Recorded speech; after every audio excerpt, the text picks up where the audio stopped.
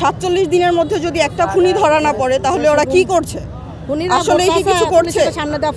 ওরা বাসায় ওদের ফোনগুলো শুদ্ধ খোলা, অথচ কোনো এত নীরব কেন ওরা? ওদের ফোন খোলা থাকা অবস্থায় তো ওদেরকে ট্র্যাক করা সম্ভব, ধরা সম্ভব। মুন্সিগঞ্জে যুবদল নেতা আবু ইলিয়াস শান্ত হত্যা মামলায় আসামিদের গ্রেফতার ও বিচারের দাবিতে মানববন্ধন ও সড়ক অবরোধে বিক্ষোভ করেছেন এলাকাবাসী। মঙ্গলবার সকাল 10টার দিকে মুন্সিগঞ্জ শহরের প্রেস ক্লাব ফটকে মানববন্ধন ও পরে সুপারমার্কেট এলাকায় বিক্ষোভ মিছিল করেছেন বিক্ষুব্ধকারীরা। এ কর্মসূচিতে প্রায় সহস্রাধিক নারী পুরুষ অংশগ্রহণ করে। এদিকে ঘণ্টাব্যাপী রাস্তা অবরোধ করে রাখার কারণে শহরের প্রধান প্রধান সড়কগুলোতে যানজট সৃষ্টি হয়েছে।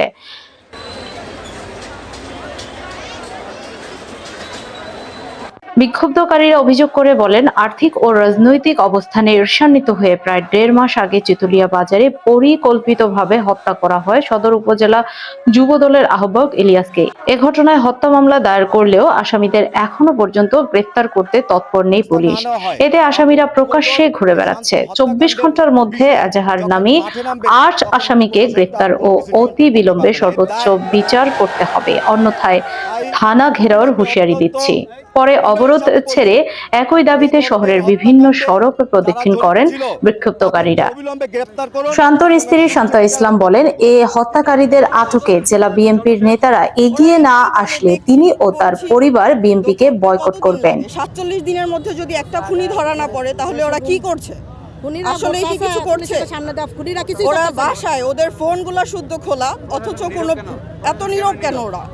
ওদের ফোন খোলা থাকা অবস্থায় তো ওদেরকে ট্র্যাক করা সম্ভব, ধরা সম্ভব। ওরা বাসায় ঘুরে কিন্তু কাউকে ধরা হচ্ছে না। তো কেন ধরা হচ্ছে না কেন?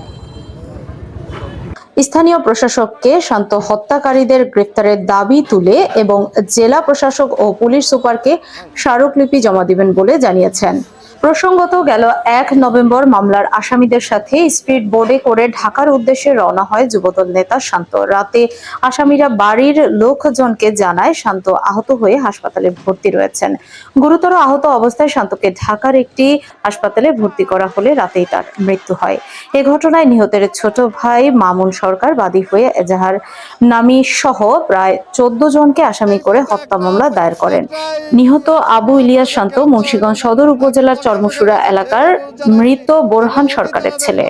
সন্ত্রাসীরা এখনো মনোজন নানা রকম জায়গায় ঘোরাফেরা করতেছে, তারপরও প্রশাসকের কোনো মনোজন উদ্যোগ নাই বা ভূমিকা নাই।